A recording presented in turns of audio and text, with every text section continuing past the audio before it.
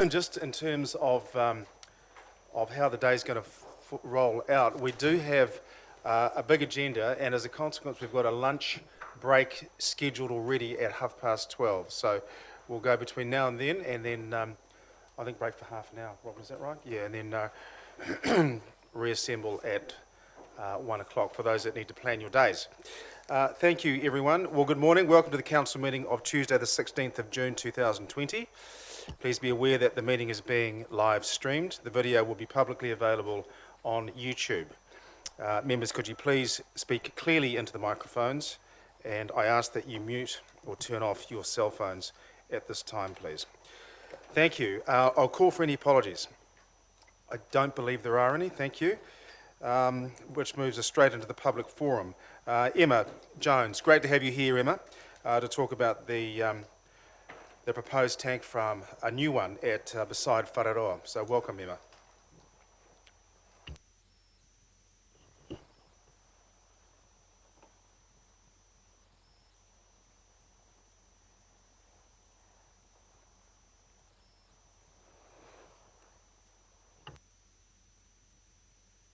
Press to speak. Right, do I have to hold it down? No, okay. Firstly, thank you very much, Mayor and Council, for accommodating me at such short notice, but we believe that time is critical, and there's a lot happening at the moment that we really need to get on the table.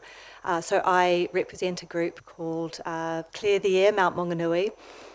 Started by a group of concerned parents, really taking their kids to school and coaching sports, and really affected by the odours and the dust and the terrible problems of the air quality in Mount Maunganui. You may be thinking, well, that's a regional council thing, and you're probably already starting to check out, but please stay with me, because this is a bigger issue than that. I have prepared a presentation for tonight, so some of this I'm just going to flick through some of the main issues that affect Mount people on a daily basis. So really there's been a huge growing frustration in the community, and it's starting to kind of reach a boiling point. So it's just so some of you are aware, the Regional Council have been working very hard and monitoring the data, and they've just presented a massive report which you can all access if you're data focused. It's a big one. It's a great read, and it basically, the jury's back and it's guilty, and we live in a designated polluted airshed which sits over the Mount Industrial area. Now there's no buffer zone between the industrial area and the residential community, which leads to these problems that we are faced with. So I do recommend you check out some of that information that your regional council has provided, and it all backs up that we're not imagining this, it's real. And there are serious health concerns affecting our community right now. Now, we are really at a critical time, and there are a lot of critical questions we need to be asking in Mount Maunganui. We're growing at an exponential rate, as you know, and what is the future we imagine for the Mount? Is it one of unchecked port expansion with the continuous additions of heavy industry on port and regional council land? And if so, what does that mean to our physical and mental health and our air quality? Now, I'd say that the straw that is, reason I'm here really is that there has been a big catalyst for change. As I mentioned, we're a Facebook group called Clear the Air, and it came to our attention that there is a consent in play for a new tank farm to be built next to the Whareroa marae that will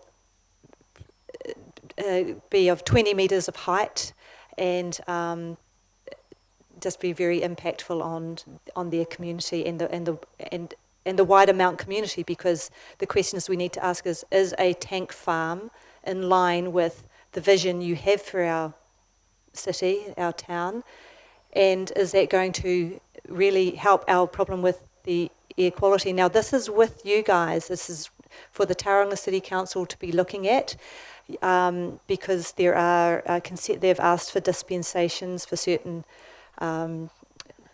height and zoning and stormwater and things like that. So so we're asking you to look at that consent and allow it to be publicly notified. It does raise the issue of, we really need a serious plan for Mount Maunganui and a discussion about the vision on separating out these heavy industrial polluters, and with an aggressive time frame to relocate them out of the Mount. Free up that space, relook at the zoning and free up that space for different businesses that are more in line with a sustainable future, and address some of the historical injustices that led way to balance and lotas and waste management to be situated next to a residential community. The health and well-being of the community that's closest to these atrocities are the Whareroa Marae, and we need to really right those injustices. And the Mount community as a whole stands behind them, because our air quality is being affected, and it's having a big impact on our town. So. As I mentioned, the proposal, as I said, we're a group of mums pretty much running this page, and I put it up, some of the information I got from the Regional Council about this proposal. Didn't do anything else. Within a week, we've had over 20, as of this morning, was close to 24,000 reaches, 84 shares, hundreds of comments. So why this? Why now? It's because it's the last straw. We believe that this tank farm will be the last straw for a marginalised part of our community that has been swamped by this tide of industrialisation. And it also raises the questions for our current and impending growth, and what does it mean for the Mount? And what does it mean for the vision of the city? So I know you're extremely busy, but this is a really critical issue. As you know, the growth is happening at an exponential rate, and the community wants a voice. We believe we have a right to have our say in the future of our town, to be heard. And so we are asking you to look into this for two things. Could you look at a zoning review for the industrial land there? Could you put in place an aggressive plan to relocate the heavy industries? And in particular, let's just start with this tank farm. Let's make it a publicly notified consent process. Thank you. Thank you, Emma. Just a question of clarification to Barbara. Take it this is Regional Council consenting the operation, but I presume we're consenting any structures that may be on that site, the proposed structures, because this is news to me anyway. I don't know if it is to others, although I think it may be mentioned at Whareroa when the councillors met out there. I suspect this is what they were referring to. Yes, certainly, through your worship. In relation to the tank farm, it is a dual consent application. So it's an application to both the Regional Council and the City Council. So my understanding is that the Regional Council has made a notification decision, but that would need to be checked with them, obviously. As far as we're concerned, the consent application is on hold, awaiting for cultural impact assessment and another piece of information. So that decision hasn't been made for us, but certainly we've heard from Emma. Emma? Sorry, Barbara, does the cultural impact assessment come from the Tonkin and Taylor people, or does that come from the actually talking to the people at the Whareroa Marae? It would be a conversation with the Whareroa Marae. Okay, great, thank you. So it's on hold at the moment. So we've certainly heard your point of view, Emma, and through the wider point of view, we've had conversations with the marae itself. Well, I have Joel here who represents the marae, and I think they feel that they're not really being listened to or heard, and in general, and that we really need to start supporting this community. Thank you, Barbara. Thanks, Emma. Councillors, goodness, I'll start logically at this way and just move around. Andrew, Bill, I think it was Larry, Heidi, Dawn. Yeah, thanks for that. just keeping it reasonably short. I think the port at the moment is about 34% utilised. I remember a number like that. And Port of Auckland is, over the next 10 years, likely to close, which means we're likely to pick up most of, if not all, of their current traffic.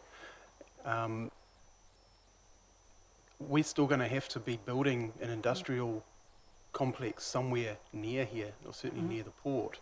Are there ways for us to better mitigate the air quality issues? Is it a large corporation thing that aren't quite spending enough to keep their impact down? Is it something that we can improve with that and still build? Yeah, that is certainly a conversation we need to have. I believe that some investment has been attempted to be made in some of them, but it's not had any impact on the overall resulting cumulative effect of the amount of you actually, given the industrial airshed designation, you won't be able to carry on building industrial anything that emits contributes to the airshed. So that's where it stands. I'm not an expert. Hey, thank you, Emma. And first of all, thanks for coming in and sharing your concern. And it's also good to see the gentleman from the Whararoa Marae, and Tembi was right, I was there as well, and we certainly heard you voice your opinion. Just one question, where you say that there is no buffer zone. In your mind, what would you regard as a buffer zone? And perhaps if you can't answer that, maybe the staff might be able to advise us as well. But just in your eyes, Emma, what would you regard? I'm not a town planner, but I would imagine that if anyone was looking at planning a city these days, they wouldn't put these factories next to this close across the road or. Yeah, so I would have to defer. Now, what are the standards for today? They certainly should be applied. So, sorry, I'm not a town planner, but you have amazing resources here. Maybe that's something they could look into. I asked that is this some of the smells and the gases and that's produced by some of the industrial sites over there, it tends to hover quite a large area, and that to me, and no matter what sort of buffer zone you have, depends what you call a buffer zone. No, you're absolutely right, Bill. They shouldn't be there anymore. The city's evolved and changed, and they need a proper site where they can operate freely and happily, and then we can use that space for different things like a convention centre or a tech farm or all of that. Yeah. The cities evolve. Look at the Lower East Side of Manhattan. That used to be factories. Now it's the most expensive real estate in the world. That could be the Mount. Yeah, thanks, Emma, and thanks for coming in again. Thank you, Bill. Yeah, my question is to you, Mr. Chair, because I'm conscious that this is a huge issue. We all heard at Whararoa Marae when you were welcomed, the terrible stuff that they are enduring.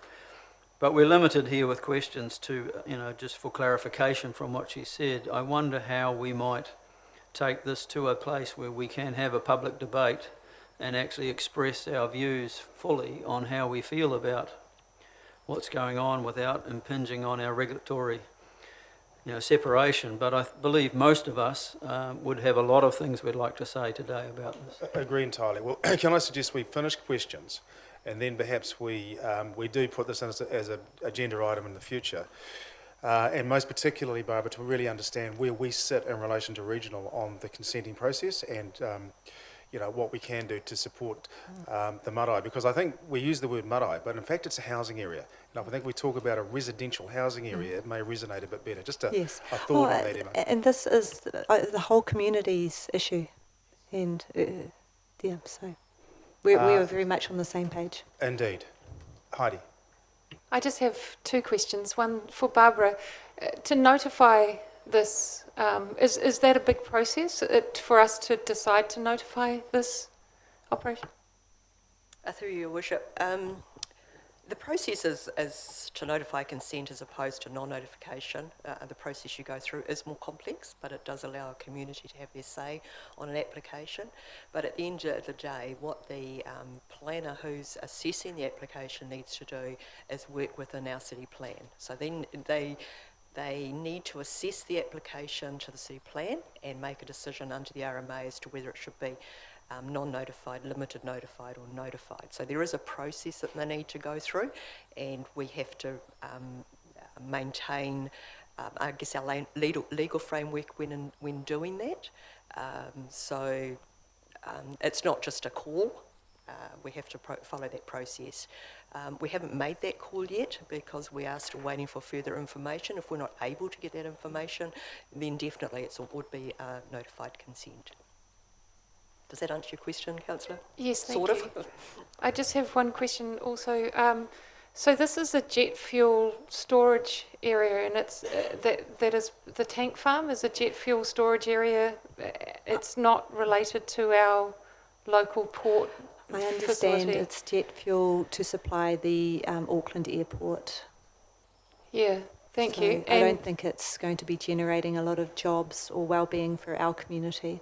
And it involves 120 diesel trucks per day going into the area? No, 175, the estimated 175 extra trucks a week from what is they've initially asked for consent, which is going to impact on our airshed pollution as well. And our roads and infrastructure, which we pay for. Your Thank Worship, you. can I just add something to... I just think we must also keep in mind what our specific issues are around a consent like this. When it's a dual consent, regional council are looking at specific issues, i.e. discharged air, the airshed issue, and our council is looking at issues that are within our plan, and it's primarily around visual effects, height, earthworks, those kind of things. So we work together in tangent with the regional council. So between us, all of the issues are covered or addressed. Yeah, I just want to say thanks very much, Emma. Both of mine actually have been answered already, so that's great. And I look forward to you hearing your full presentation tonight at the Mount Ratepayers. Thanks very much for bringing awareness of this to the community. It's really nice to see someone advocating. Thank you, Dawn.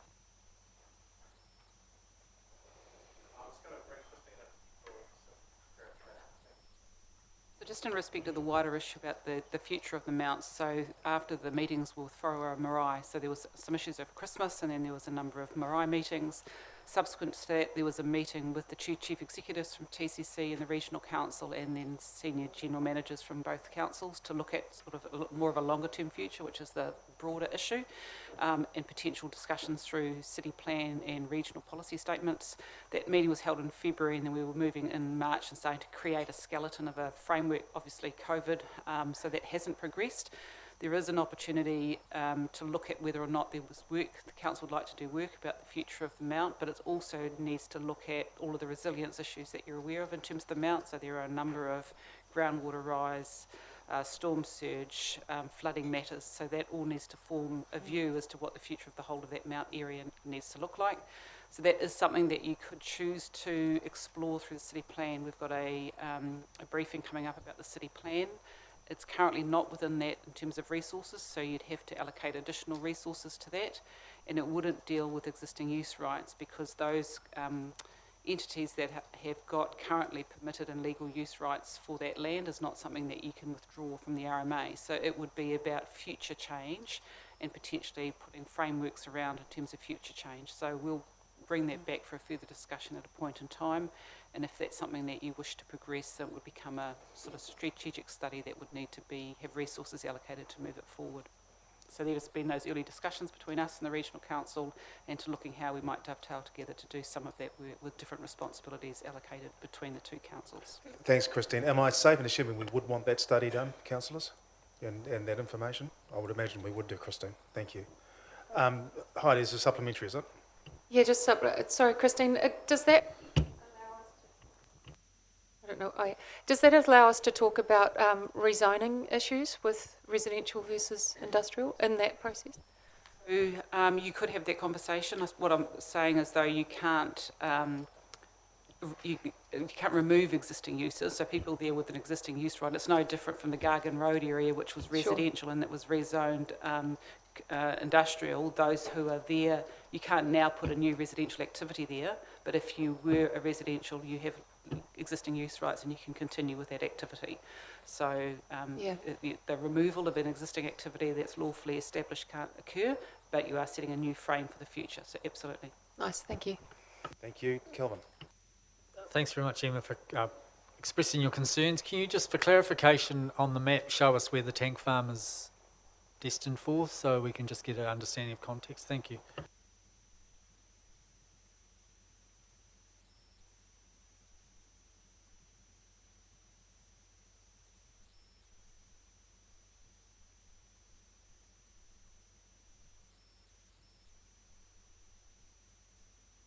Sorry. So if you see where the tree line is, and there's a square of... Yep, okay. Here we go. Thank you, 10B. So there is, this is the site, so these are houses here, and this is the site. So, does that help? It's pretty close. Thanks. Would you Emma. want that next to you? Anybody? If you imagine that next to your house? And it's all avgas, right? I want clarification on that. From the consent, it said jet fuel. So Steve, Steve, Tina, Paul. did you have questions? Steve. Thank you. Through you, Mr. Chair, to staff, if, when a report comes back, or can we outline very clearly what council's responsibility is, what council has control over, what council does not have control over, the legislative framework? Because sometimes I think our members of our community come in and engage with the Tauranga City Council elected members, but it's actually a national issue, it's a national politician issue. We just need to make sure people are speaking to the right people. Yeah, thank you. Larry. Just a supplementary to that also, that when the report comes, obviously in the community there is the perception that the regional council, being 51% owner of the port, has a conflict, and they must take steps clearly through the consenting process to demonstrate that they are doing something about that perceived conflict.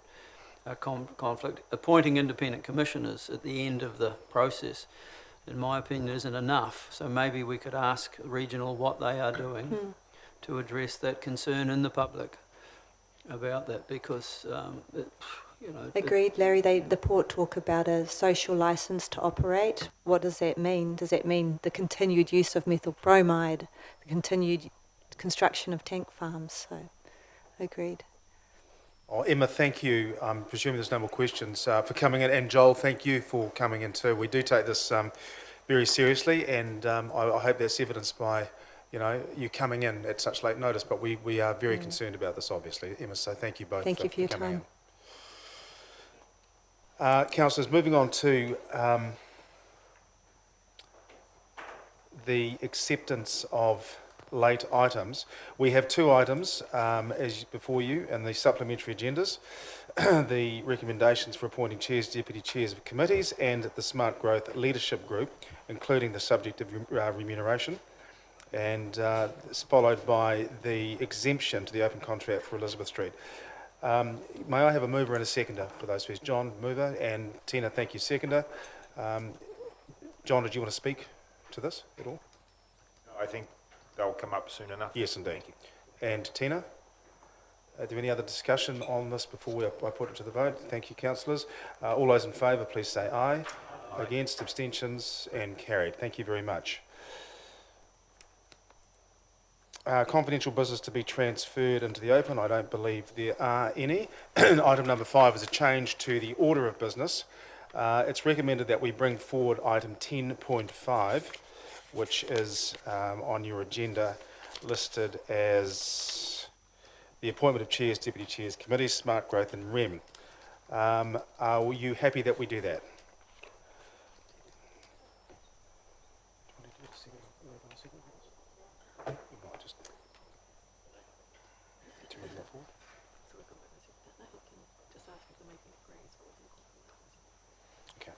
Okay. Sorry. The late agenda item. This was the... Yeah.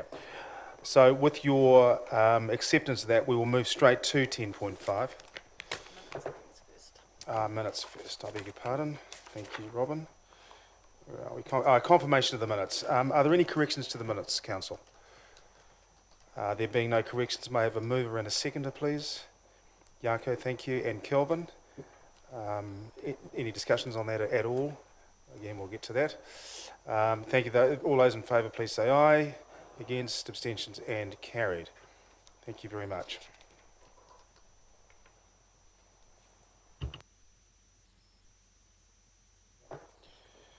I don't believe there are any conflicts of interest, nothing to declare. Similarly, number 8, deputations, presentations, petitions, nothing to declare. Recommendations from other committees, I have nil, unless there are some. Thank you very much. This moves us then to agenda item 10.5 in business. Coral, thank you.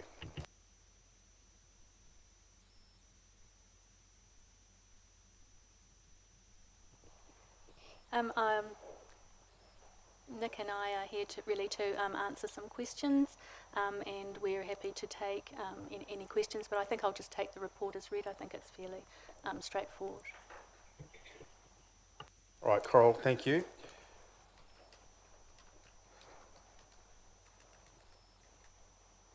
Councillors, what I thought we'd do is, with these, given that's been, I think it's all very obvious what's going to happen, I'd like to move that we take all these recommendations. Can I get a seconder for that? Councillor Salisbury, thank you very much. And just really take discussion on it. I've got really nothing to add. I think we all know where we sit on this. Tina, do you have some points to make? I support this motion in principle. We've had a lengthy time of adjustment, and I would hope that it's time to put this behind us and that we'll now be able to move forward and focus on the important work ahead. We've got an AP to engage with our community. We've got a long-term plan to prepare for, and we have families and businesses under enormous stress. And I feel like we need to get our eye on the ball and to make the best possible decisions together to move our city forward, and I believe this is part of that. Thank you. Steve. Just a question, Your Worship. Can we have clarification on what is moved? Because there's several options up there. Thank you. That's a good point.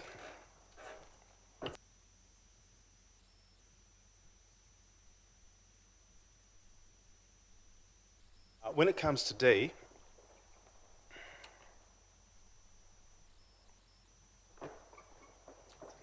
we are confirming, that's right, part 1.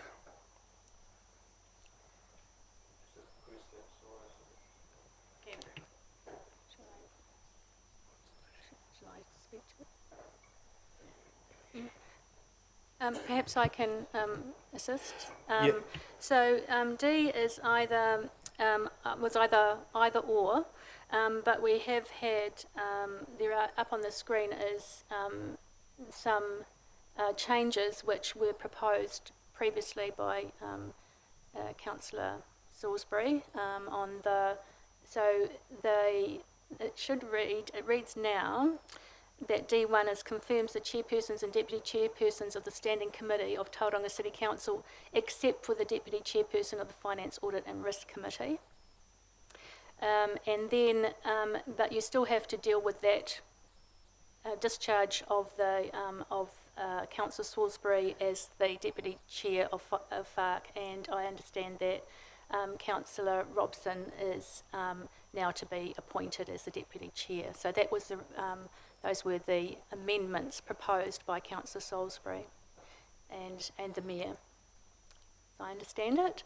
So you're voting on both, you take the word or out and you're voting on D1 with that change and D2 appointing Councillor Robson as the deputy chairperson. And in E,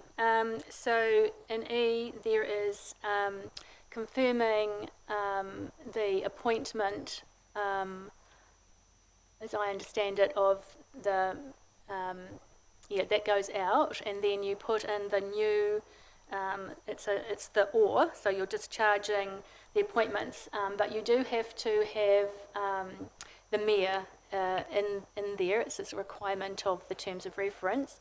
So you're discharging the current ones, but you are basically reappointing the mayor, Councillor Larry Baldock, and Councillor John Robson.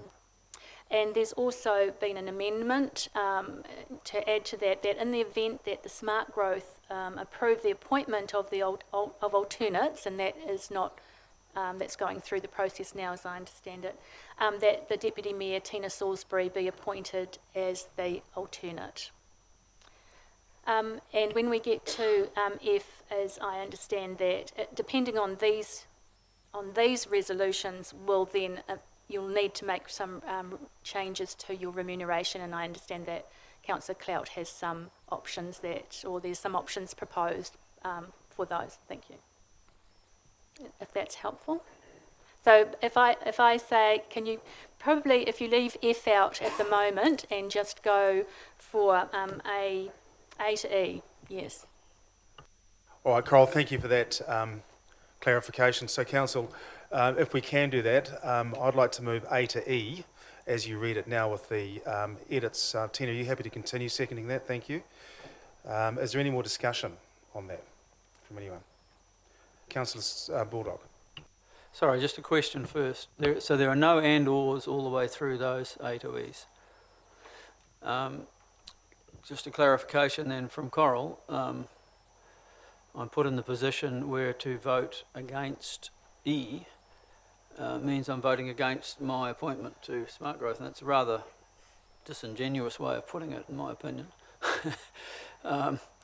It ought to have been simply to, assuming Councillor Clout's resigning from his place on Smart Growth, it would have been easier to have it worded that his resignation was accepted and his replacement was Councillor Robson, which would make it really the substance of the moving around. Otherwise, I can't really vote to oppose Councillor Robson's appointment to Smart Growth, can I? Without voting against myself. Through you, Your Worship. You're right, although this is being a moving feast, and I guess with the rate of change, this is I guess the position that we found ourselves in. You do have the option of abstaining, of course. Either that, or we could rewrite another resolution if Council chooses. Or would it be easier to, Councillor Baldock's quite right, would it be easier to just redraft this resolution to reflect the suggestion, as he quite rightly makes in my view, that Councillor Clout resigns, Councillor Robson is appointed, and that's the substance of the new resolution? Sure. Perhaps simply a resolution that Councillor Robson replaces. Yes, yes. Councillor We're happy with Clout. those changes. Obviously, this report was written and we didn't know what the situation was. So obviously, we were doing it in terms of legal wording. But if that's confirmed by Councillor Clout, then that wording is perfectly fine. All right, just give us 2 minutes while Robin. Yeah, that's fine. If I think we can keep the alternate clause in there as well. Absolutely. Yes. Robin said that has yet to be decided by Smart Growth about the vote on alternates. It's going to be revisited.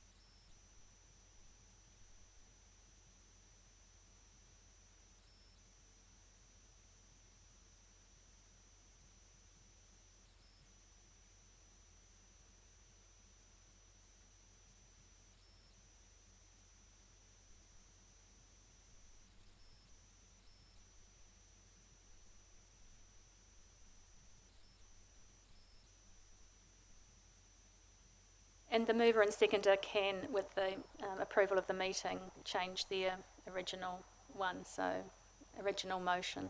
So as we've discussed it, outstanding orders. Indeed. Training. And I'm still happy to move this new substantive motion. Tina, are you still happy to second? So just a quick clarification. It might be good to split those two parts so that in case Councillor Baldock wants to vote against the first part but not the second part about the alternate, just a suggestion.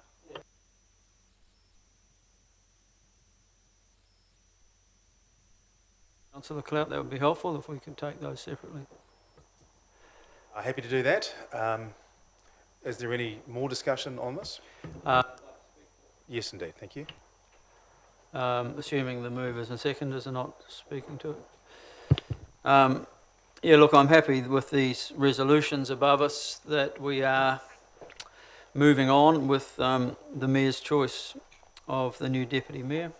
Tina, I think she will bring a lot to the role.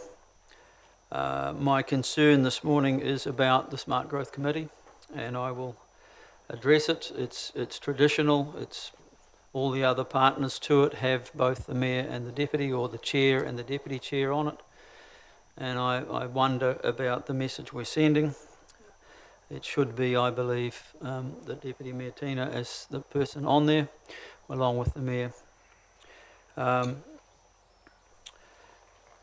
I'm just concerned that we are appointing the one person who voted against the new arrangements with Smart Growth only 5 weeks ago, and the MOU to operate with the ministers of the Crown at the Smart Growth Committee. It is a very important committee for our sub-region, and I wonder why Councillor Clout wrote to me recently and said that he had been given a commitment by Councillor Robson that that he would engage reasonably and respectfully for the benefit of our city. He'd given a promise, and he'd vote according to the mandate he receives from TC's elected members. Councillor Clout said, I expect he will continue to challenge poor work or illogical decisions, which we're all familiar with, but I trust him to work constructively with our regional partners and central government ministers. Perhaps Councillor Robson might make a speech in reply to mine where he might rescind his opposition to the decision on May the 5th, because in that speech he said things like ministerial involvement can be overstated, that past involvement with ministers of the Crown didn't deliver anything for the city. He said that we're sometimes being told by central government what we are to do. There is a shift occurring in Smart Growth where there's a transfer to centralised processes of running local government. These things are not conducive to a partnership working with central government. And I am concerned that we are sending the wrong message about where we're heading. I'm a bit old school. I believe if you reward bad behaviour, you get more of it. And I have observed Smart Growth for a long time, even when I haven't been a member of it, and seen Councillor Robson often vote individually and make long speeches that are not the general tone of what Smart Growth is about.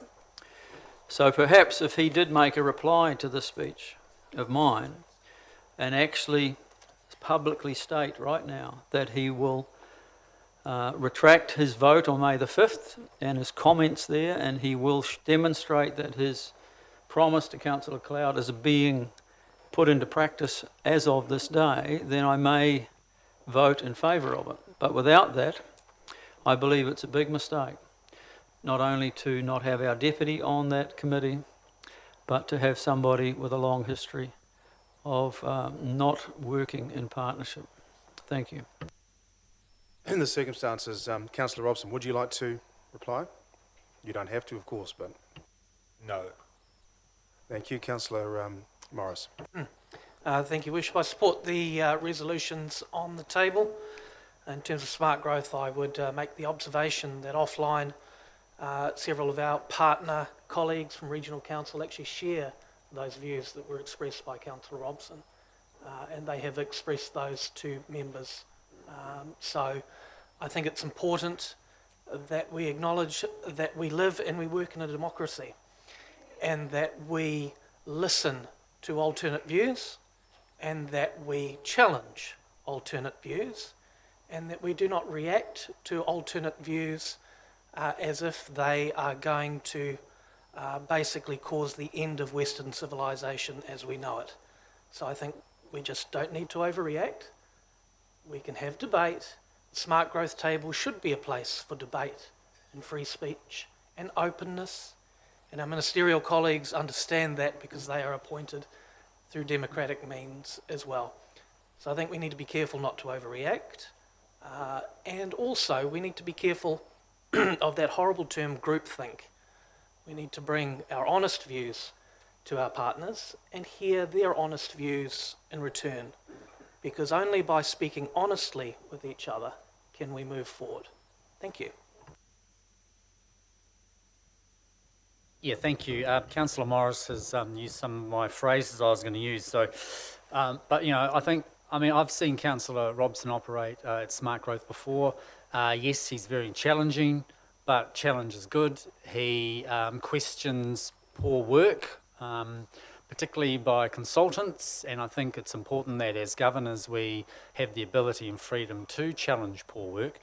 And Councillor Robson is always going on about evidence-based decision making, and so if he challenges us all to improve our evidence base, then I think that's a good thing, and I'm more than happy to step aside from Smart Growth to encourage Councillor Robson to take that place.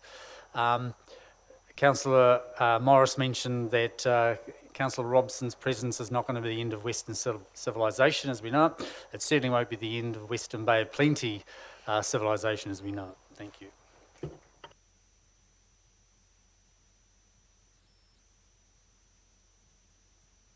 Yeah, I've been pleasantly surprised to come in this afternoon or this morning and find that there's been some conversations in the background, and it seems like the two parties have come to some sort of a understanding. So that I think that's really positive. I don't think that John will be able to tank Smart Growth, so to speak, and I think I think he'll represent the views of all of us. I don't think I tend to agree with that point of view. And I'm really keen to move on from this, in terms of things that I care about, these sort of political shenanigans, who's in what position, it's a little bit important, but compared to things like our housing crisis, that's what we need to be focused on. So looking forward to moving on. Yeah, thank you. Just all I want to say is I just want to concur word for word with Councillor Morris's comments. Thank you for. I just want to support John in this role on Smart Growth and as Deputy Chair of FARC. And I also just want to acknowledge Tina, and that it's going to be a very, very big role as a Deputy Mayor, and for no other reason than for that. Would you be even considered as any other reason for leaving that role? And I'm really looking forward to your work in that position. Councillors, as a mover, I would like right of reply, and I will support John on Smart Growth, obviously, and do congratulate Tina. We'll do that later on, I think, at some point. We have an opportunity this time to move the city forward. Now, I don't know your history with Smart Growth, Steve, Larry, Bill, John, Kelvin, but what I do know is this, that the leadership of Smart Growth would say to me, this is probably the last opportunity. Now, Steve, you will say probably that this is overstating it, but this is what they are saying, that we have an opportunity to create a vision for and work with Smart Growth on behalf of the city of Tauranga, because we are the epicentre of this thing. And I think we forget it, that we sit in the middle and we are the centre of gravity of Smart Growth. We represent probably, I'm going to get this figure on, Christine, yell out if I do, but 90% of the cost. And I worry hugely that we don't have, as I said in the meeting yesterday, and some of you went there, I know, we don't have the level of, influence over that, massive cost that we have to bear for this. But guys and girls, folks, councillors, colleagues, it is very important that we move forward, because if we stall today, and I'm thinking about the post-COVID opportunities to move forward, because I remain confident with the work that these wonderful people have done on the CIP funding, that we will be the beneficiary of being able to take the Western Bay of Plenty forward. So I do hope, John, that you are, I do hope you bring big brain in a very positive way to this, and that we are able to gel as a team. We will have, as a part of the MOU, Minister Twyford joining Smart Growth on the board, and it's important that he is there. I think we all agree, and I hope we do go on this bus trip soon, that the Waikato is light years ahead of us in terms of infrastructure development, and we have an opportunity to catch up. So we'll look forward to welcoming you formally, John, and Tina at some stage too. Kelvin, thank you for your consideration of all this. And I'll put the motion to you in the circumstances. So all those in favour? Against? There's Larry. And do you want me to take, would you like me to take it in parts?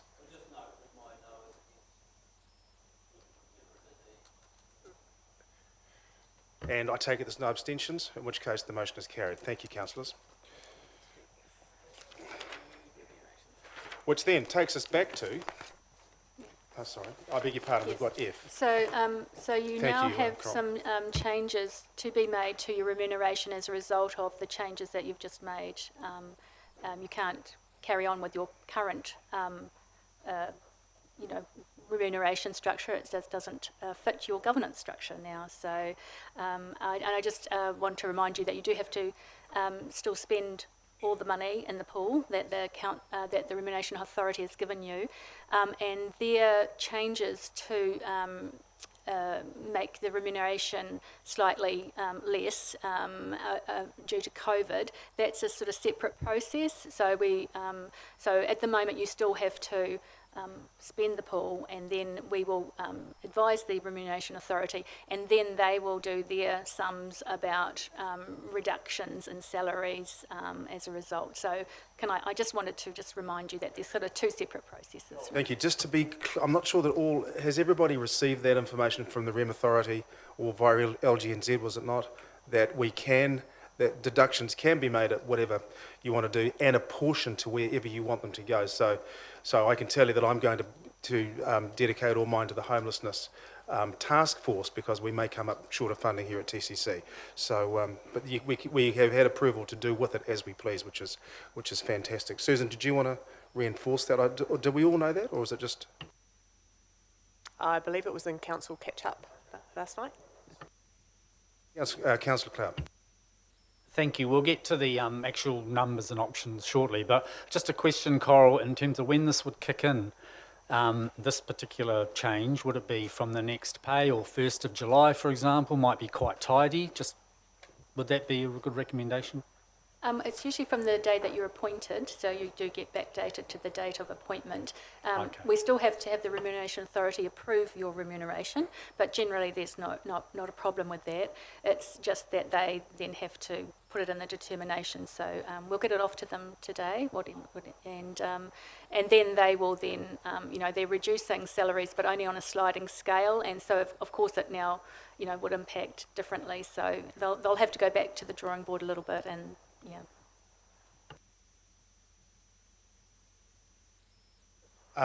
Thank you. Now, as I understand it, Kelvin, you have an amendment to the resolution? I was just going to move something.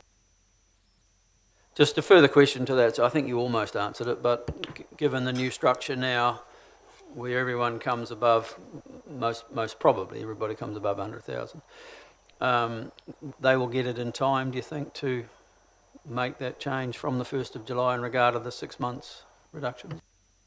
well, I've given them a heads up, and I think that having the meeting today will be helpful. So I will let you know if they can't do that.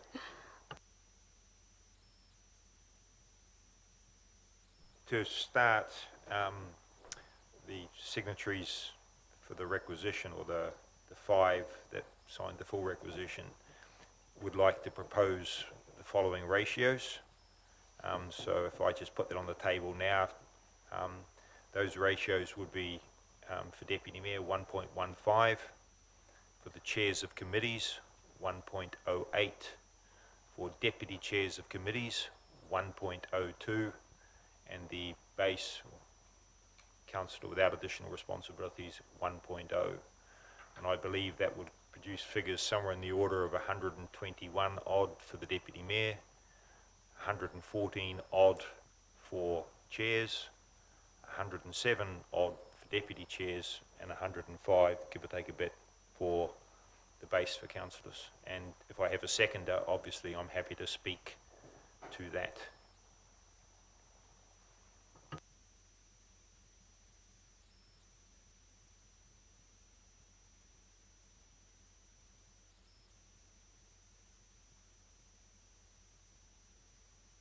I take it there being no seconder. Oh, your pardon, Dawn. Do you want to speak to this further? It's a difficult discussion to have. To publicly set one's own remuneration is slightly uncomfortable, but we all have that in common, so I'd see no conflict of interest. I've always been a believer that if you're appointed to the privileged position of being a councillor, that, if you like, there should be little difference in the reward you receive, that one does this and hopefully brings mana to the position rather than focuses on taking money from it. Certainly in the last training, I was an advocate of a flat structure, and back then, the differential between a councillor, a deputy and a chair was in the order of $1,000 to $1,500. There are some councils in New Zealand that have a very flat structure, at least one where the deputy mayor has one sum and every other councillor gets an identical amount. So that's put a bit of a principled position. I do believe we all contribute in different ways. We bring different strengths and weaknesses, but one of the things we all share is we have had the support, sufficient support from our community to sit at this table. And my experience of not just this world of local government, but other worlds, is people contribute in different ways, and positions are often the least of their contribution. Some people, their engagement with the community is phenomenal, and certainly there are lessons I can take from many I've sat with here, that perhaps I spend too much time looking at spreadsheets and not enough time in the community, and I take that as a lesson.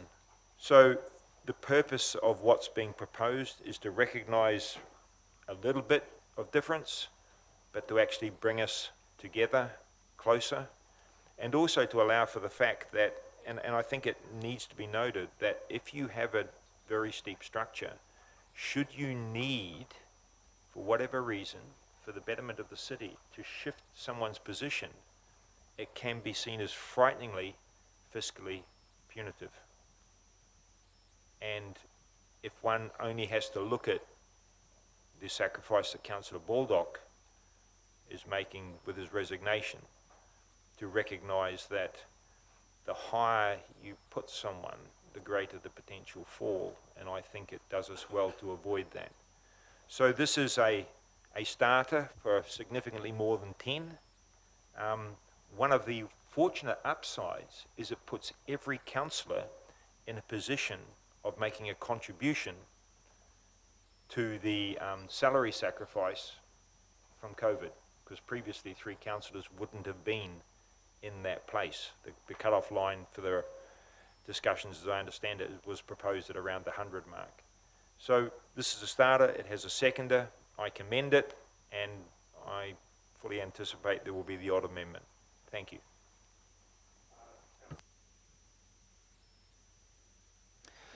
Thank you, Chair. Mayor, I do endorse the resolution which is currently on the table.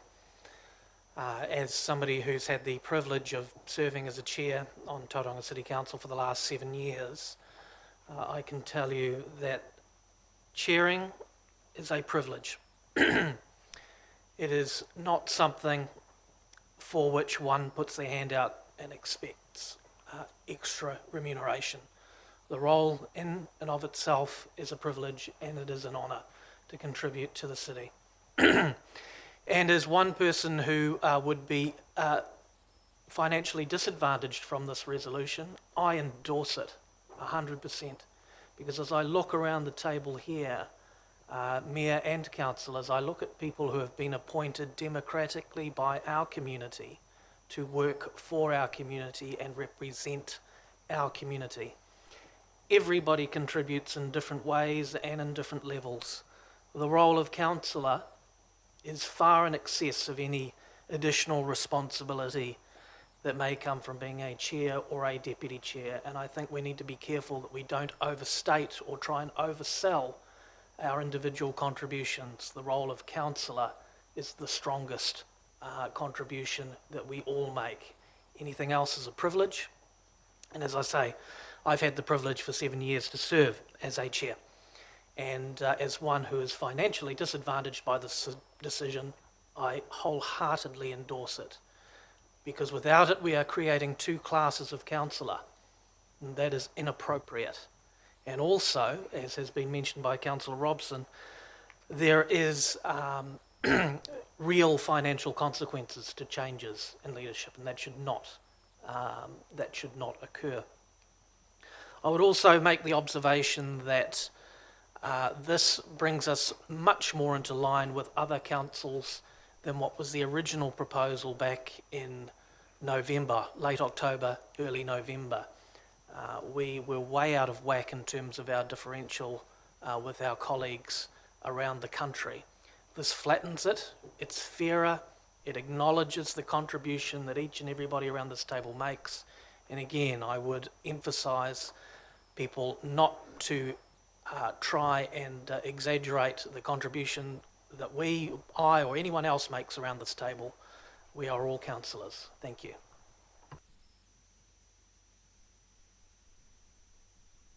Thank you. I appreciate the kind words of Councillor Robson about my sacrifice, but he can be assured they're not necessary.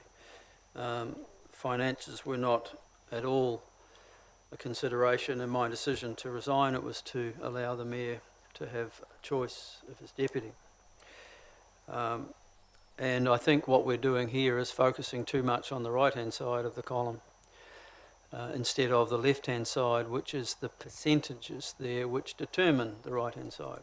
We have a job to do, and every contract, every job has a sizing of the job and the best you can to apply remuneration according to it. There is no point comparing with other councils. Many of the ones we looked at last year were in different situations. Many of them have all chairs. Every single councillor is a chair or a deputy, and so while it looks like it's a flat structure, it's actually based on those roles that they play.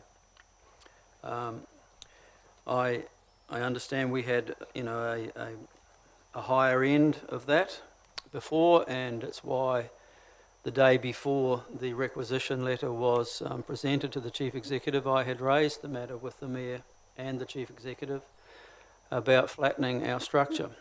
After 6 months in the job, it was time to have a look at it and see if it could be reviewed in order to address what were ongoing concerns about the way it had been handled. But when you look at that now, and the Deputy Mayor, of which I am not, at 1.15, to suggest that the Deputy Mayor is only going to do 0.15% more work than a councillor without a chair or deputy chair responsibility, or is going to only work 0.7% more, it is just not accurate. It is not accurate. And if you change those around, actually the numbers probably turn out much the same on the other side, because we can all play with this algorithm or whatever it might be called. But I believe we ought to recognise that the Deputy Mayor is in here pretty much 8 till 5 or 9 till 5 every day of the week, and does further representations in the weekend, and does all the work of a councillor anyway. And that it's that percentage which makes the statement that work is valuable. Chairs, you can argue about whether it's only 0.08 more than. I know when I chair a committee, I spend a lot more time, not just turning up to a briefing, but being prepared for the meeting, and spending a lot of meetings with others that are involved in the things that are on the agenda of the meeting. But, you know, my concern here is not about what the salary is. None of us knew when we stood for council that we were going to have this huge new pool from the Remuneration Authority that had to be allocated. So none of us signed up for this for the money. And I can assure Councillor Morris that I spent more than 20 years of my life working as a volunteer in many places without any income or any permanent income. So I passed that test a long, long time ago.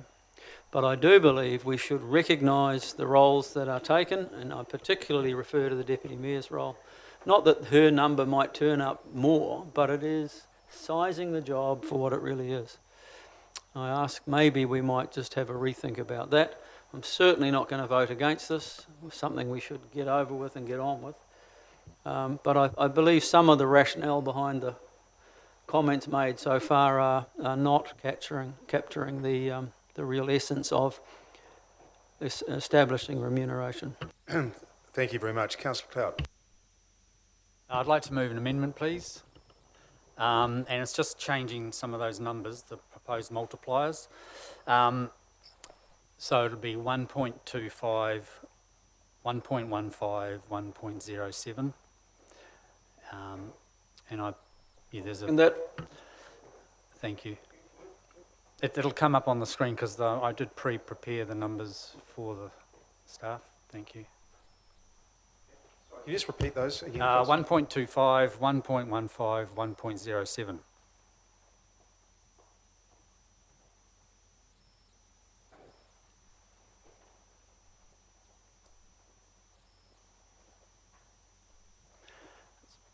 So, in speaking to the amendment, can I do that? Yeah. I think it's well recognised around the table that we do need to flatten the remuneration structure, and my amendment still does that.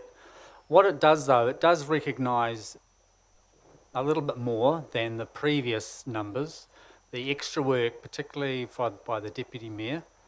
Myself and Councillor Baldock have had experience with being the Deputy Mayor, and it is quite an, I wouldn't say onerous task, but it's a task that does require a lot of extra work, particularly outside normal hours. And so I think it would be churlish of us to squash the remuneration rates, particularly for the Deputy Mayor, to the extent that we have proposed in the previous one. So I think this is just a much more reasonable amount in terms of the percentages. And when you compare other councils, so for example, Hamilton is 1.21, 1.1, Dunedin 1.27 and 1.2. So I think we're in a much more aligned view if we go for these numbers here. So I'll just put that to my colleagues. We are still flattening the rate. We're also, as Councillor Robson mentioned, that every councillor now is above the $100,000 mark, which then gives them the opportunity to forego some of their salary when the REM Authority gives their issues their ruling. Thank you.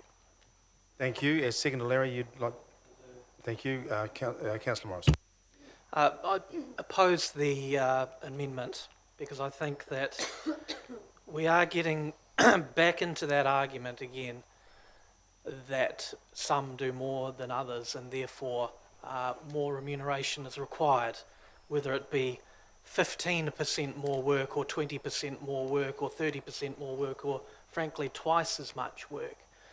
The reality is all of us are appointed by the city to be councillors, and I think we need to be careful not to overstate our positions and our responsibilities. And I would make very clear the example. If we were basing this on work, we would have a very different series of ratios.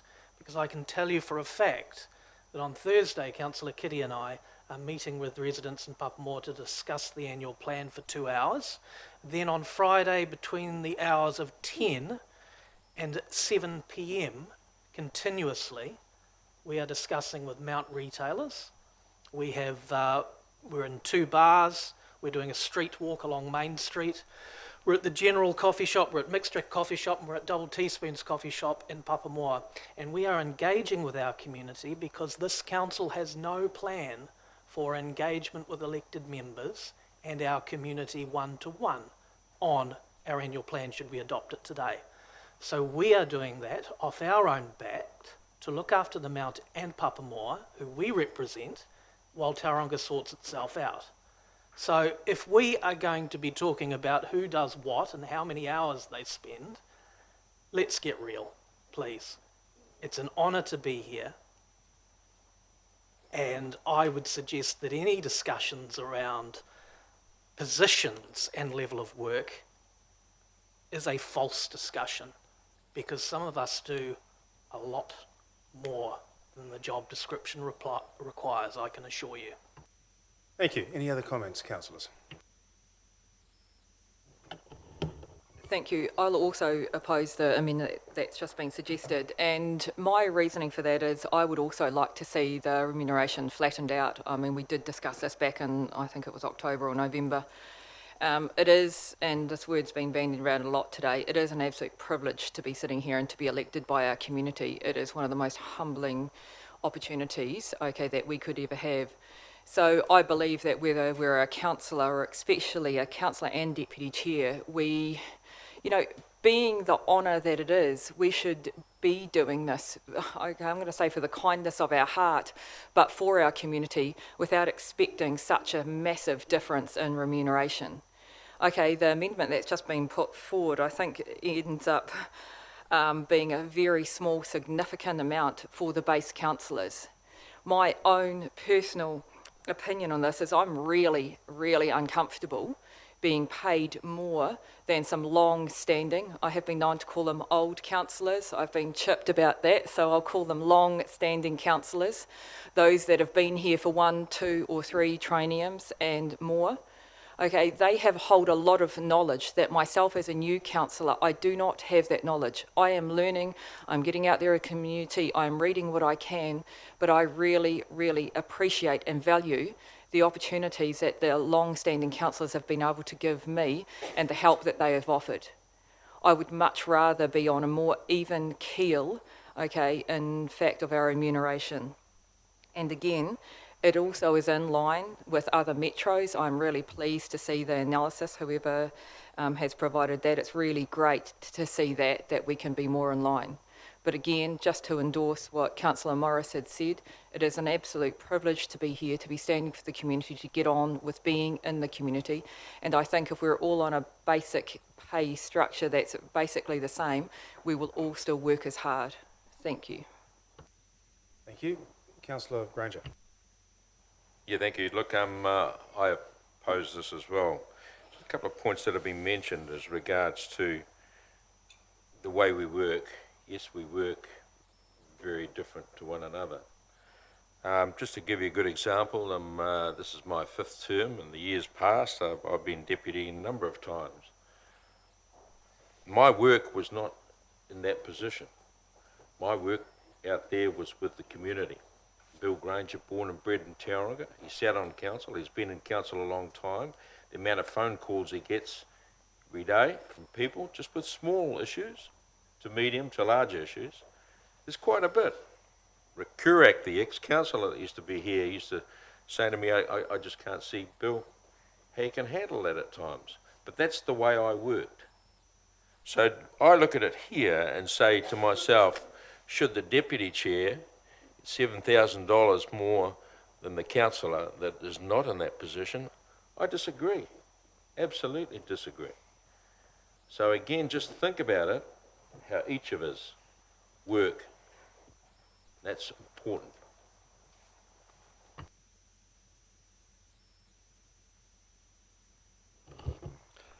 Again, using the scale of things I care about and don't care about. We're quibbling over not big numbers here, so I'd like to hope that we're going to have as in-depth a discussion about the annual plan as we are about $4,000 per year. So in the interest of shutting down debate, I'm going to oppose this and go with the original motion, and then we have a majority.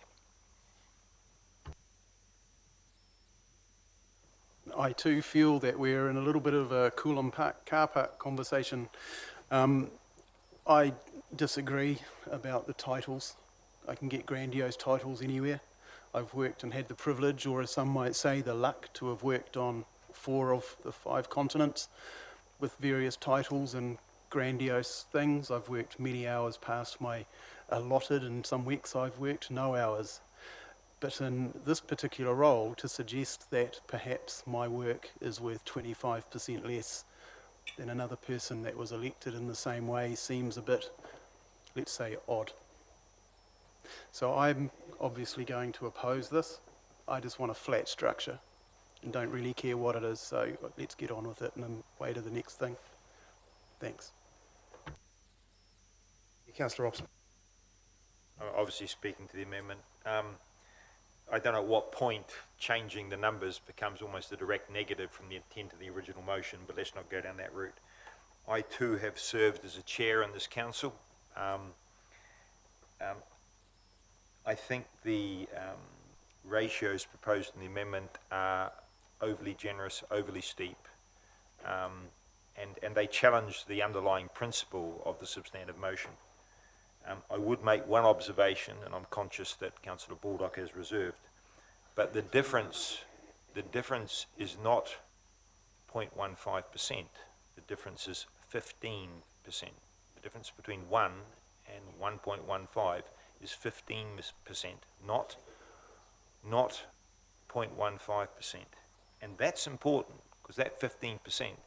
The other thing I note, and we talk about, or it's been talk about sizing the job, is what we've done for the deputy mayoralty, and I think it's the right thing to do, is looking at the nature of the jobs, the way our mayor operates, and the workload that our deputy mayor is going to have. We have, unlike the last 2 terms, taken away, not given the deputy mayor a full chair position. And I think that's appropriate, but I think we need to recognise that change as well in the remuneration structure. So our deputy mayor will be a deputy mayor alone. This is not a position that's unusual. Some other councils do it, but it's a job in and of itself, but we've separated the 2 jobs. So there are reasons for changing from before. My final comment is, while the numbers are small, in the context of many people in our community, they are large. And I appreciate the comments made by Councillor Arbery that let's make it clear. We'll go for the lesser one, we'll go for the lesser difference, and move forward. We have a majority for the original substantive motion. I'll be voting against the amendment.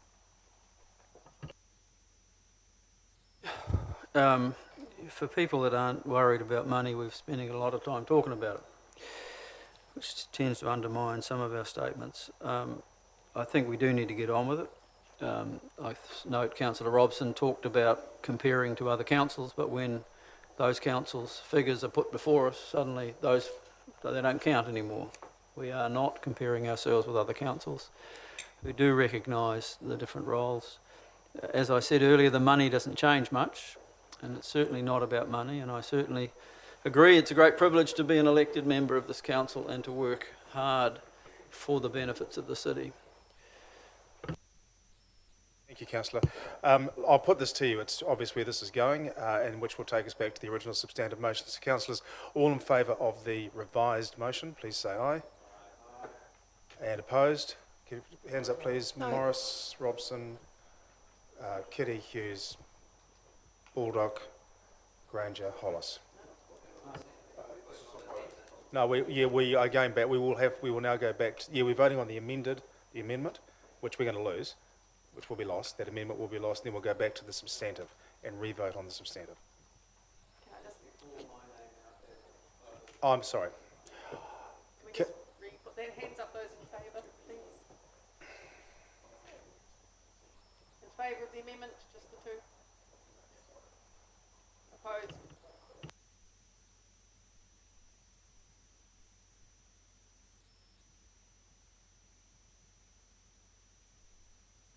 All right, councillors, I will put to you then if we can just get the figures back, Robin, to where they were. Just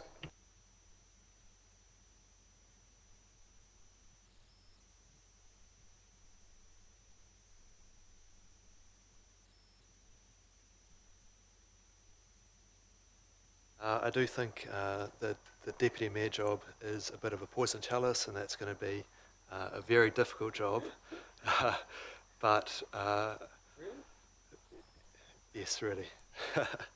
But I don't think the extra $4,000 is going to impact on Tina's performance. I know she's going to give it her all, regardless if she's paid an extra $4,000 a year or not.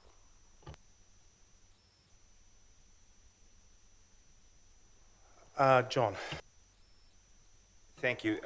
Look, I appreciate this, and it's a difficult situation, and I understand arguments for both sides, but I appreciate we need to finish this. One last statement, that when this is finished, I will be donating the difference between wherever I wind up and the base salary to charity, just so we're clear. I will be donating the difference between wherever I wind up and the base salary to charity, all of it. Thank you. Thank you very much. Councillors, there being Councillor Salisbury, thank you. I just want to echo what everyone else has said in the room, that I don't think any of us stood here because of the money. We stood because we love our community and we feel like we can represent them and do the best job. So I'm very comfortable with the decisions that are being made today. Thank you. That's very gracious. Councillors, in that case, I'll put the substantive motion before you with the figures that Robin's now re-updated, so these are the original figures. All those in favour, please say aye. Against? Abstentions? Carried unanimously. Thank you very much. Just a revision, the lunch has been slipped to 1 o'clock. So for those that were desperate for lunch at 12:30, if you could just tighten your hunger belts for 30 more minutes, maybe a half notch, we will have lunch at midday. Councillors, this takes us back to, on your agenda, item, just bear with me, 10.1, which is the adoption of the draft annual plan. We have the team here with us. Paul, am I handing over to you in the first instance? Thank you, Mr. Mayor. Thank you very much. Just very briefly, I won't talk to this except to say just final rates number, you'll have seen us come down to 4.7 through some increased growth that came through late in the piece. The rest of the document really is a reflection of what was discussed at the last council meeting. So just take any questions. Thank you. Do any of the other team want to, Marty, did you want to highlight anything? No, I think this has been well canvassed. Thank you very much. Councillors? Yes, Heidi.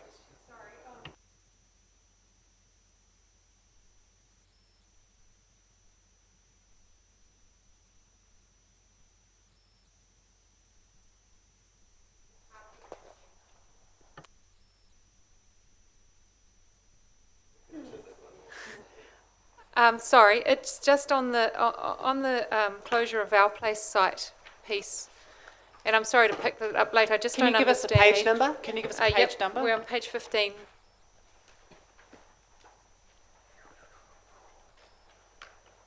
It's the last sentence says, ongoing management of our place has been resource intensive for our staff, and the need to support previous business model shortcomings has affected parking revenue. I just find that sentence confusing. It's affected, I don't know how it's affected parking revenue or that it's been put in a way, just... We'll remove that last piece on parking Okay. revenue.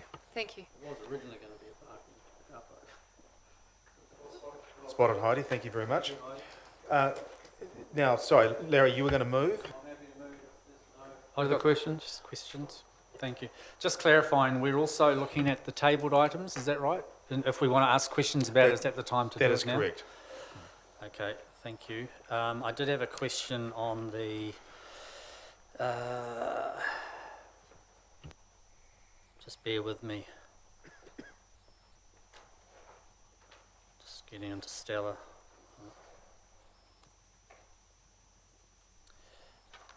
This is the funding impact statement for elder housing. I noticed in elder housing in this current budget that there's no allocations for depreciation. Is that because we were planning on divesting this year or not?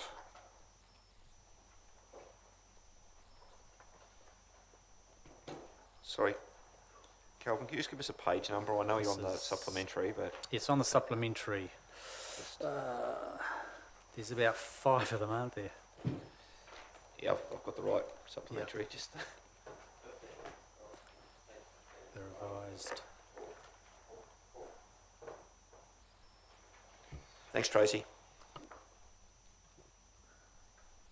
Hi, funding impact statements, by their very nature, don't have depreciation, Right. non-cash item.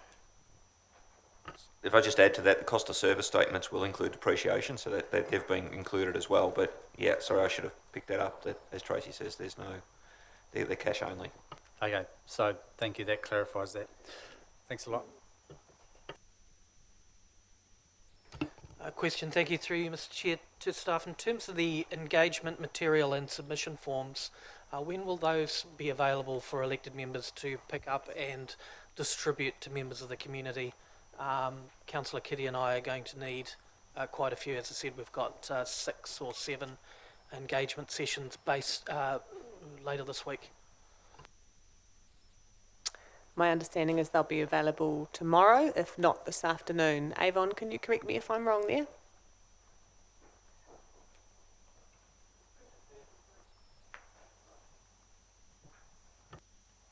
Printed versions won't be available until Friday, but we can get a soft copy to you. Just adding to that one, because of the tight timeframes this time round, we're running a very quick process between the end of submissions and the deliberations.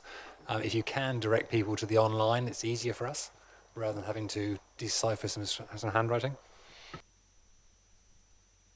Sorry, I did think of a question before I move, but to Paul, is the rate calculator going to be online, or is it online already? It's online now. Great, thank you. That's great. Thank you. I had another question. Sorry, I got confused before about which statement I was looking at. It was actually the budget rather than the funding impact statement. But just my question is relating to reserves. So in the revised draft statement of reserves, the Southern Pipeline, we've got $67 million there. Can you explain what that reserve actually is? Because that project is now completed. I just want to understand why we're sitting on that. Thanks. Sorry, Calvin, I got a page number. It's page 3 of the revised draft statement of reserves, 15 June. That's the title of the document.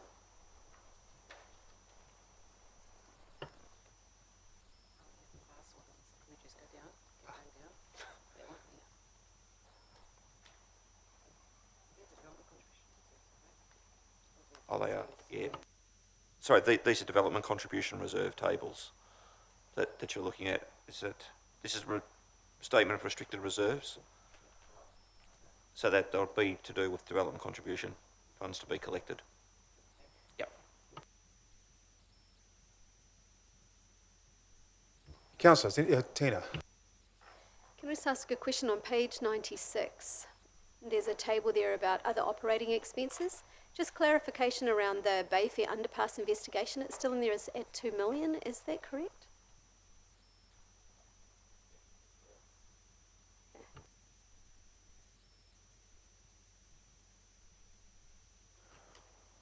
Councillors, any other questions? Councillor Baldock, are you still happy to move? And I will second. Thank you. Please. Yeah, really happy to move all these resolutions and get the amended draft annual plan out for consultation, second round of consultation. First want to say a huge appreciation to the Chief Executive and the executive team and all the staff, having had to work through this twice due to COVID. We have been super impressed, I believe, with the way you've done that, the quality of the information that's been asked for and has been delivered. To the community, we say we started off at 12.7. Very bold move, which was a unanimous decision, as I recall. 6.7 then just pre-COVID, taking 7.6. Sorry, 7.6. Don't talk about my math again, Bill, please. And then things be changing more and more every day, down to 4.9 and now to 4.7. We are getting a lot of emails from people just saying, you know, we want 0 rate increase and so on. It is our responsibility to take community feedback, but it is our responsibility to make the right decisions that we believe are the right for the city. And I believe this does that. It addresses the need for a recovery draft or an annual plan which is focused on the recovery after COVID, which does involve us spending on important infrastructure and things. So I'm pleased that the rate calculator is on the website. I urge people who are panicking about their rates to go on there and have a look and actually see what the amount is going to be. We know that for some it's going to be a reduction because of the way we've changed the UAGC and the commercial differential. So please do come and present to us, but do it on the basis of what you know to be the case regarding your rates increase. There will be people in the city who are bearing a greater rate increase in order for that transition to be in place. We ask them to bear with us as we go through this. We do want to hear from the community, and there's specific things which we addressed in the last round, which again was a unanimous decision, I believe. We brought some things back in. We wanted to maintain the fireworks display at New Year's Eve, I think, but it is a big cost, and so we'll hear from the community about that. We put other things in, we took some things out. So please make your submissions to us. I think we're going to have a busy few days, or probably a week of hearing that, and we look forward to it before we set the final rates at the end of July. Thank you. Thank you very much, Larry. I'll reserve Steve and pass over to you. Thank you, Mayor. Thank you to everybody for the work in having to essentially do 2 draft annual plans in 1 year back to back. My staff colleagues certainly have my appreciation for that hard work. It's not an easy thing. In terms of moving forward, COVID provided the opportunity for LGFA to revisit their net debt to revenue ratio limits, and that is a conversation that has needed to happen for a long time. And I'm pleased that, unfortunately we've had this horrible situation health-wise and economically as well, but that has provided the impetus for them to, in my view, get real in terms of net debt to revenue ratios. I would make the observation that the 12.6% total rates rise was not unanimous. The initial conversations were 6.5, and certainly we had COVID on the horizon at that time, and my view was that was an inappropriate figure to go out to our community with, because when you look at it with the net debt to revenue ratio stuck at 250, what we were essentially doing is increasing our revenue from our ratepayers to provide the balance sheet capacity for growth, which benefits the development community tremendously. There's an argument as to whether that benefits everybody else in the city by building and selling residential homes to each other is our main source of productivity in our city. So I'm pleased that we're now getting towards a more realistic figure. One thing does concern me, and that is the percentage change in terms of the commercial differential. And as we well know, commercial landlords pass on rate increases in almost all cases to those that lease buildings. And all you have to do today, if you're a Tauranga person, is go up and down Devonport Road and you see the retailers there. And you consider some of the rate increases that may be coming their way. Historically, of course, unlike residential rates, and I'm pleased we've established that as now canon, Tauranga City Council commercial rates are low relative to our peers. So in terms of the dollar figure, low, and have been for some time, and there is a lot of amenity in our city which we don't have because of that shortfall. But the percentage change does concern me, and the impact that that will have on businesses. Some of the larger ones who have had, like the Port of Tauranga, not so much. Of course, they have been working through the lockdown, etc. But some of the smaller ones do concern me. And your median commercial property, we're looking at 11% rise. So that's something to consider. Thank you. Thank you. Councillors, any other comments? Councillor Granger. Yeah, just a few short words. First of all, Marty, thank you very much for the amount of work you've done and your staff. I'm most obliged. I think that's fantastic, and the work that you've done. All I can say at the end of it all, from what we've been through, from 12.6% rates down to 4.7, and for the median residential home, I think that works out about 44 cents per week. So if you look at it all, it's about a tenth of a cup of coffee. So I think we've done reasonably well at the end of it. So again, thanks for all that's been part. Thank you. Any other comments? John, followed by Heidi. Yeah, look, I think the staff, we're understating how much the staff have done here, frankly, because some of the level that we got to in terms of analysing and considering the options was better than I'd ever seen in my time on council. So staff didn't just work through COVID and deliver an AP twice, but they delivered a better set of data than I've ever seen before, and that needs to be recognised. That did not come easy, and staff gave up weekends and nights. We're talking about councillors. Staff gave up weekends and nights for that. I do remain concerned that our machine, our wonderful machine, isn't resourced the way it needs to be. I do remain concerned that because of that, we do wind up with staff working crazy hours, and I'm not comfortable with that. That being said, I'm also aware that what we're sending out today, not everything in it is unanimously supported by every councillor.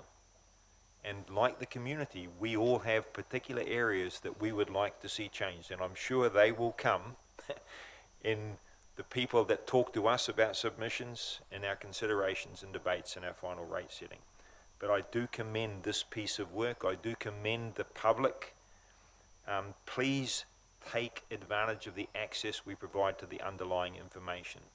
Please don't look at the top line number, as has been pointed out. For residential ratepayers, you are being treated generally pretty well by this. For the commercial ratepayers, we're in the unfortunate situation of an historic anomaly that has been sort of unique to us among the metros for many years.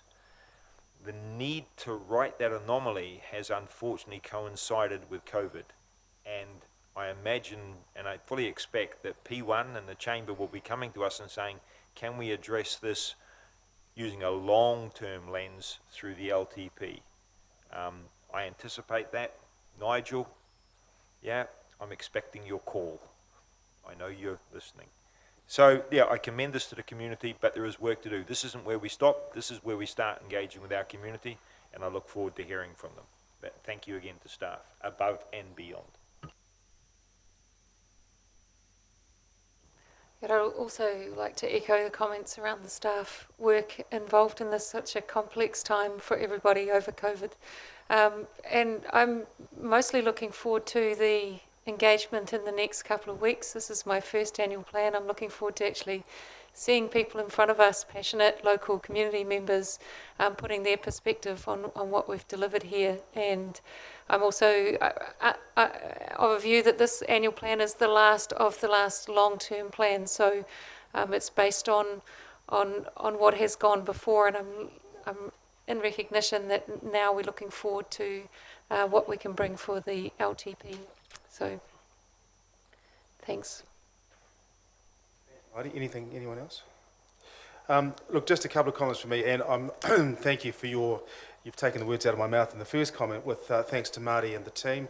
It wasn't just long days and weekends, it was Easter as well, and I think that should be recognised. You know, to the executive team, thank you for all that you've done, and most particularly to Jeremy and Catherine. Catherine Sharplin's not here at the moment, so Jeremy with policy, and I don't think, is Jeremy here?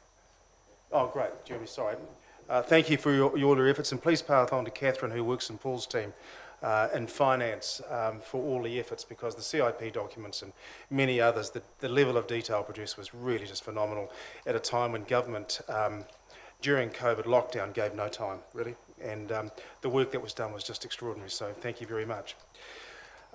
Folks, we're insolvent. I do ask you as councillors to remember that we have governance of an insolvent entity. And if it was a business, we'd be calling the receivers, I don't know, now. So when we talk about all the issues that we face, this has not happened this term. It probably didn't happen last term or the term before that. It's been coming for a long time, which is why at the time, Larry as Deputy Mayor and I held that conference to say we can no longer kick the can along a very bumpy financial road because we're completely out of rounds. Post-COVID-19, the government is out of monetary policy levers to pull. At 25 basis points, the OCR may go down to zero, sure. Personally, I can't see it going below zero to a negative OCR, but I may be wrong. These are strange times, who would know? But what we do have, and what we've hardly touched really, are the levers of fiscal stimulation, which can happen only from central and local government. So we do have an opportunity to bounce back in the way that the Western Bay of Plenty probably is very well positioned for compared to many regions, sub-regions in the country. We've been punching above our weight for many, many years in terms of many metrics, all of which you know. So I do hope that in your consultation process, which is critically important, this message is delivered to the community, that the opportunity to stimulate economic activity, to create jobs, and to build the infrastructure that is so desperately needed as part of being, and I quote, a rational co-investment partner with the central government. And I will also quote two cabinet ministers who have said pretty much in these terms, if you don't pony up, the money will walk. Now, like it or not, I'm not going to fight the instructions on this. It is what it is. And I just hope that we do end up with an opportunity at 44 cents a week to be able to act as a rational co-investment partner with government and show that notwithstanding the issues post-COVID-19, which are horrific and unprecedented, 1 in 100 years, as they say, we have an opportunity to take this city forward and fix the problems that you all, as I recall, campaigned on not so very long ago. So let's just remember this and fix the bloody road. Thank you. And on that basis, I will put to you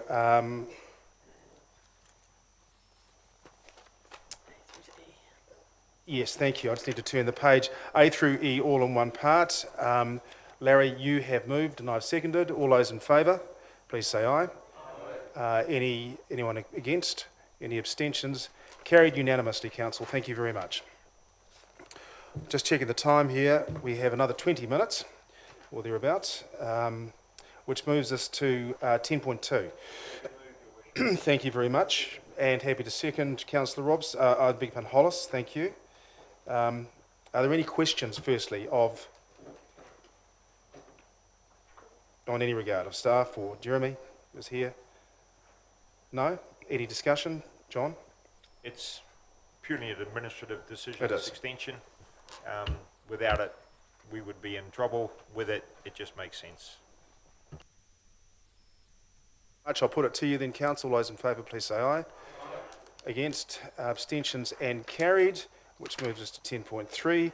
Tangata Whenua, a representation on the FAR committee.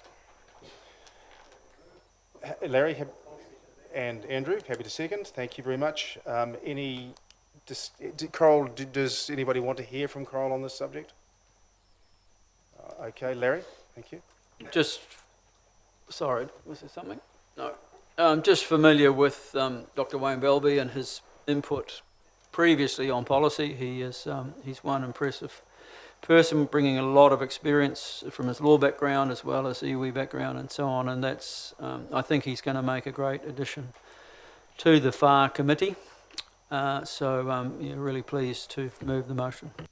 Thank you very much. Andrew. I had the good fortune to spend some time with Dr. Belby late last year, and I agree with everything that Larry said. He's a good operator. I'm really happy to have him involved. Tremendous. John? Clearly, I look forward to working with him.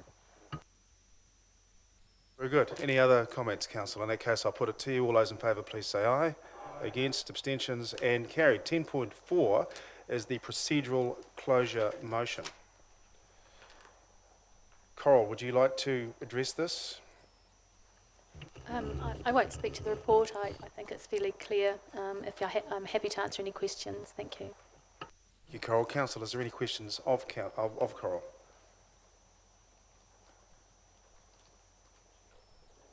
Can I have a mover? Kelvin, seconded by Tina. Thank you very much. Kelvin, did you want to speak to this? Tina?